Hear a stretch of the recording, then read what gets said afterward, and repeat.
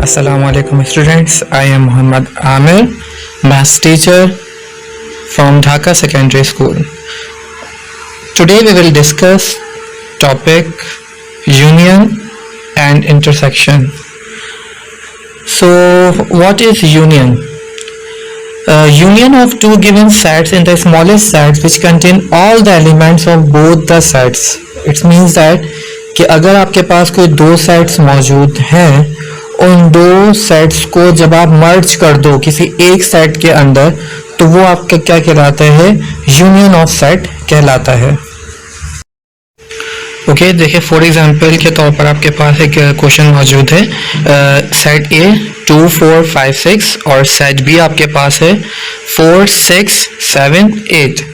और जब आपने इसका यूनियन निकाला, कंबाइन किया, तो अब ये मर्ज होकर एक सेट बन गया 2, 4, 5, 6, 7, 8. इसी तरीके से आपके पास एक और नेक्स्ट एग्जांपल यहाँ पर मौजूद है जिसमें नल सेट के साथ यहाँ पर मौजूद है. अब नल सेट के साथ अगर आप किसी भी सेट को यूनियन करोगे तो आपका जो आंसर है वो वही आएगा. जैसे कि यहाँ पर आपके पास जो AEIOU है और इसका आंसर AEIOU ही आपके पास आया. Define intersection. Intersection of two given sets in the largest set which contain all the elements that are common to both the sets. अब इंटरसेक्शन आपके पास क्या है कि अगर आपके पास दो सेट्स मौजूद हैं, उन दो सेट्स के अंदर अब जो एलिमेंट्स आपके क्या आ रहे हैं, सेम आ रहे हैं, कॉमन आ रहे हैं, तो वो आपका क्या कहलाता है? इंटरसेक्शन कहलाता है. जैसे कि एग्जांपल के तौर पर आपके पास मौजूद है 2, 4, 6, 8, 10 और एक सेट बी है 1, 3, 8, 4. अब इसके अंदर आपने क्या करना है? इंटरसेक्शन निकालना है. तो इंटरसेक्शन में आप क्या करोगे? जो कॉमन वैल्यूज होंगे वो आप लिख दोगे. जैसे कि यहाँ पर आपके पास जो है 4 कॉमन है, आपने 4 लिख दिया. आपके पास जो है 6 कॉमन है, आपने 6 लिख दिया. आपके पास यहाँ पर 8 कॉमन है, आपने यहाँ पर 8 लिख दिया. और ये आपका इंटरसेक्शन का क्या हो गया? आंसर. ओके स्टूडेंट्स, अब हम यहाँ पे स्टार्ट करेंगे एक मोस्ट इंपॉर्टेंट क्वेश्चन. ये पेपर के लिए भी बहुत ज्यादा इंपॉर्टेंट है, डी मॉर्गन्स लॉ. तो यहाँ पर आपको एक चीज प्रूफ करनी है, ए यूनियन बी का whole complement is equals to A complement intersect B complement. Okay student, तो आपके पास यहाँ पर यू मौजूद है, आपके पास यहाँ पर ए की वैल्यू मौजूद है और आपके पास यहाँ पर बी की वैल्यू मौजूद है. तो आपके पास जो सबसे पहले मौजूद है वो है ए यूनियन बी का होल कॉम्प्लीमेंट. तो सबसे पहले आप यहाँ पे क्या निकालोगे? ए यूनियन बी निकालोगे. तो ए की वैल्यू आपके पास क्या है? 2, 3. तो आपने 2, 3 की वैल्यू लिख दी और यूनियन का निशान लगा. उसके बाद आपके पास बी की वैल्यू क्या है? 3, 4, 5. यूनियन में आपको पीछे बता चुका हूं कि यूनियन आपके पास क्या होता है कि दोनों ब्रैकेट की वैल्यूज को मर्ज करके आप लिखते हैं. तो आपने पहले ए यूनियन बी की वैल्यू को मर्ज करके आपने 2, 3, 4, 5 लिख दिया. अब आप ए यूनियन बी का होल कॉम्प्लीमेंट निकालेंगे, तो जब जिसके ऊपर भी कॉम्प्लीमेंट लगा होता है तो हम क्या करते हैं? उसको यू में से माइनस करता है. तो हमने क्या करा? यू में से माइनस कर दिया ए यूनियन बी को, क्योंकि आपके पास जो कॉम्प्लीमेंट लगा हुआ था वो होल कॉम्प्लीमेंट लगा हुआ था. तो सबसे पहले आप यू की वैल्यू लिखोगे. यू की वैल्यू आपके पास क्या है? 1, 2, 3, 4, 5, 6. देन माइनस कर दोगे A union B. A union B हमने ऊपर निकाला था, वो आपके पास वैल्यू क्या है? 2, 3, 4, 5.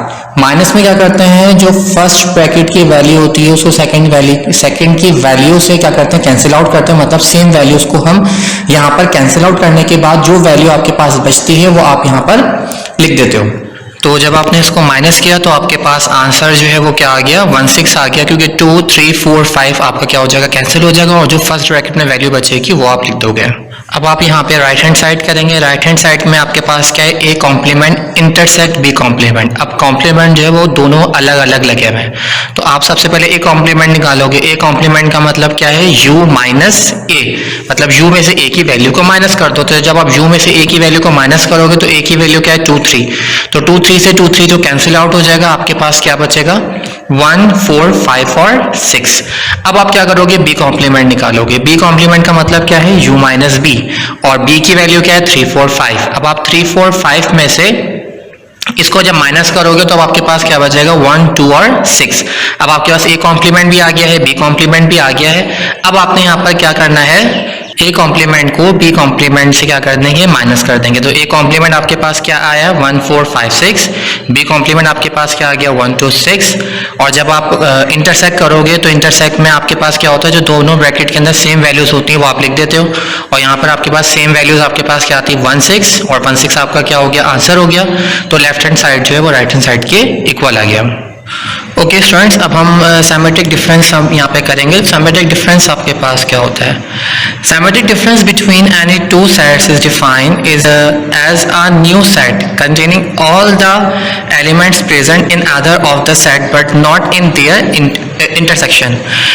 मतलब क्या है इसका कि आपके पास अगर दो सेट्स यहाँ पर मौजूद हैं और दोनों सेट्स के जो एलिमेंट्स जो यहाँ पे मौजूद हैं वो लिख दिए जाएं, लेकिन उसमें जो इंटरसेक्शन वैल्यूज है, मतलब जो सेम वैल्यूज हैं उसे हम ना लिखें, उसके अलावा जो दोनों ब्रैकेट की वैल्यूज हैं उसे हम लिख दें, तो हम क्या कहेंगे, उसे सिमेट्रिक डिफरेंस कहेंगे। आपके पास एक एग्जाम्पल मौजूद है, उसमें आपके पास ए की वैल्यू है 2 6 7 9 और बी की वैल्यू क्या है 2 4 6 और 10। अब हमें सिमेट्रिक डिफरेंस निकालना है, तो हम यहाँ पे क्या करेंगे, सिमेट्रिक डिफरेंस को हम यहाँ पे एक छोटे से ट्राइंगल डेल्टा से हम शो करते हैं। तो आपने ए डेल्टा बी निकालना है, तो पहले आपने ए की वैल्यू रखी, उसके बाद आपने बी की वैल्यू रखी, और फिर आपने ए और बी की वैल्यू रखने के बाद अब आप क्या करेंगे, 2 से 2 कैंसिल आउट हो जाएगा, 6 से 6 कैंसिल आउट हो जाएगा, और आपके पास वैल्यू क्या बची 4 7 9 और 10।